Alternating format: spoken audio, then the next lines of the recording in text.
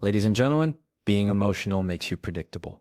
When you have these big overreactions in conversation, you are showing the other person where the buttons to your remote control are. Today, we're going to be talking about the top 3 communication mistakes that are causing you to lose control.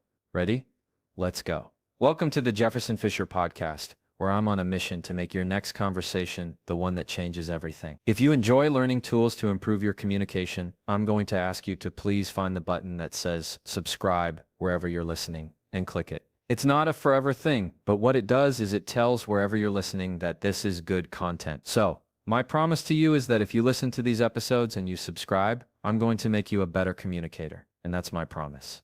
Today's podcast is sponsored by Cozy Earth. One of the favorite things that I like about Cozy Earth is because I have now arrived at the age where I appreciate good quality towels, like Just Towels. When you get out of the shower and you just need something that feels good, you really know the quality and the difference, and it matters. Not only are Cozy Earth's clothes great and their bed sheets are great, their towels are amazing. They have regular bath towels and they have these what they call bath sheets. They're huge. They're like as tall as I am and I can't get enough of them. They're fantastic. So you need to give them a try. I promise. Go to cozyearth.com, Jefferson. Use the code Jefferson for 40% off. That's cozyearth.com, Jefferson. Use the code Jefferson for 40% off. You will not regret it. And now back to the episode. Losing control is not a them problem. By that, I mean, we are also very capable of losing control. And if you're one of those people, just nod to yourself, yep, I can lose control. I've known for my temper to be off the handle. Maybe you're saying that to yourself right now. You're thinking of our argument where you lost your cool, and it happens. All right? You can be the best spouse in the world. You can be the best friend in the world. You can be the best parent in the world. And we all have times where we lose control. Today, specifically, I'm going to talk about these times in conversation and arguments where you feel like you're starting to lose grip on control. Again, we all do it. It can depend on the context, the environment, the people, what triggers you, what topic it is. We're going to dive deep real quick on conversations themselves. So number 1, what I want you to focus on that's causing you to lose control is over-explaining. You ever heard that? I bet so. Over-explaining, over-justifying. When you feel like you are having to say too much in the conversation, I'm going to leave with that point because often our gut is to say more. We want to say everything. We want to over-explain. It's like hammering in a nail to where it's flat against the wood, and then you just keep beating it for no reason. You've made the point, but yet you're not regulated enough to stop and realize you've made your point. Now you're just losing control. You're having this big emotional reaction that's getting the best of you, that's causing you to be dysregulated, and then everything is going to fall apart from there. So one of the biggest parts of stopping yourself from over-explaining or feeling the need to over-justify everything is that it typically comes from this inner belief that they're not going to believe you. This inner belief that you can't trust yourself to be understood. And I'm wanting to go there for a minute because that's an inner belief. That's an inner belief that you feel like maybe I don't trust that people understand me, or I want people to believe that I know what I'm talking about because I can't trust that I'm confident enough what I'm saying. So I feel like I have to over-explain. I have to say too much. I have to make sure they know how much I know so that I can prove to them that I'm worthy and I'm worth something. When you do that, when you over-explain, over-justify, it often causes you to lose control of the conversation. It's spreading yourself too thin, right? You want in conversation, particularly ones that are where you feel like you need to have a gymnastics. I'm thinking of when they do the flips on the bars and they want to land without making any movement. You know, they don't want to they just make an impact and stick. When you want that to happen, you have to have a very strong argument and stick to it. When you continue to bring up other points and counterpoints and kind of have this shotgun scatter approach to your conversation, it lessens the concentration of the impact you're going to make, as well as, I guess you could say, the concentration of the other person. It's going to be harder for them to understand you and the message gets lost. So if you want to have more control in an argument, doesn't matter if it's at the kitchen table or in the boardroom, you have to make sure that you're not over-explaining because it is diluting your mess. So stick with just one point and have faith in that and trust in that to say that what I'm going to say can be short and concise and end in a period without a bunch of ellipses that could just continue on and on and on in a run-on sentence. to where now I've lost my audience. Now I've lost the listener. Now I don't feel confident. Now I feel like I've lost control because I'm starting to say too much and I feel like I always have to justify everything. That is a very quick way for you to lose control. So mistake number 1, over-explaining and over-justifying. Point number 2, reacting emotionally instead of pausing first. I've said this once, I'm going to keep saying it, probably for the rest of my life. Your breath, what you're doing right now, without even thinking of it. Just right now, me saying that, I bet you're starting to think about your breath right now. You're actually, whoa, I just took a breath, didn't I? Yeah. You're catching yourself. Yes, you're a human and your heart's still beating and you're moving and you're blinking and thinking and listening to me all at the same time. Your breath has such a big impact on your mood and your emotional regulation and your ability to ground yourself. If you do not ground yourself, you will not be in control. I want you to think of a time right now where you've been upset, like really upset what somebody's done. And when you started addressing it with them, most likely you came out of the gate. If you didn't think about the conversation ahead of time, you came out of the gate really strong. I've had that before where you get so worked up and upset, and the first time you have the gate opens and you have a reaction, and maybe you're yelling, maybe you're saying something that's way too harsh and you're probably talking really quickly because your body is just reacting in that moment. Taking a pause allows you to regain control. I talk about that. I talk about this a lot in my book, The Next Conversation. There's a whole section on say it with control, all right? And there's several chapters in that where we dive deep into taking a breath,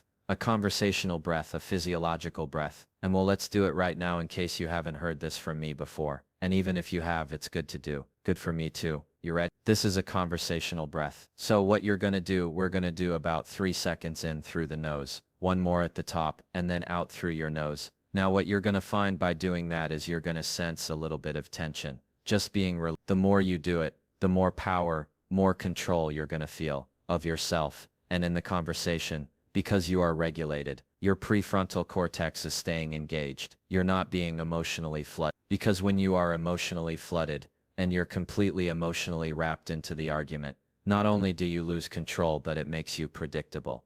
So very predictable because the other person knows right at the very outset where your trigger is. And it's like when you have that reaction, you're not only showing them the button, you're spit shining it. You're making it shiny for them and putting it right out in front and say, yeah, just go ahead. If you want more control in this argument, just go ahead and push my button, please. It makes you predictable. You know, these people in your life that have, let's say, a temper problem or they lack some sense of emotional maturity. And you know, if you bring up one thing or you talk about a certain thing, they will absolutely fly off the handle. Now, I'm not talking about things that you need to put a boundary up, and these are triggers, actual trauma triggers for you. I'm not talking about that. I'm talking just everyday things that somebody just loses their cool. When you are big time overly emotional, it shows that you lack control. It shows that you lack the emotional depth to be able to hold space for it, to be able to contain. It means you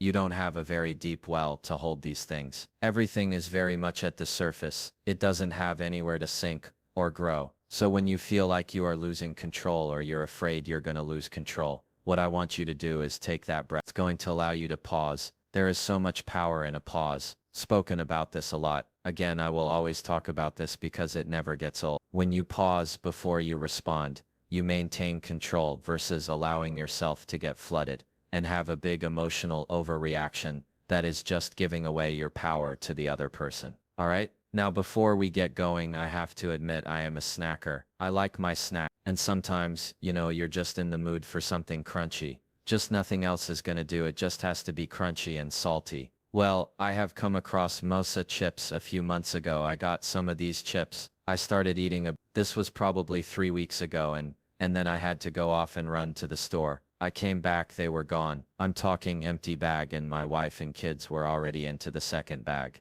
What makes Mosa chips so great is that instead of using seed oils, they use beef tallow. And it's really old school approach, and the chips just taste good and you feel better.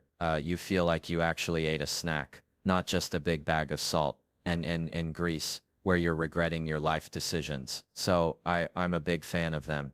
and I can't stop eating them. They're delicious. Mosa Chips is beloved by tens of thousands of customers and is endorsed by industry-leading health and nutrition experts. If you're ready to give Mosa Chips a try, go to mosachips.com Jefferson. Use the code Jefferson for 25% off your first order. That's mosa.com Jefferson. Use the code Jefferson for 25% off your first order. Try them. I promise you will thank me later. And now, back to the episode. And number 3, you lose control when you feel the silence, rather than waiting for the other person. Be comfortable with silence. Have you ever been in an interview? This happens a lot. Certainly happens a lot for me in depositions. When I'm taking depositions of witnesses and parties, and I might pause after somebody responds to me, answers one of my questions, and I just wait. And you know what happens? 9 times out of 10 they keep talking. They don't like the silence. They're not comfortable with it. So they keep giving me an answer assuming that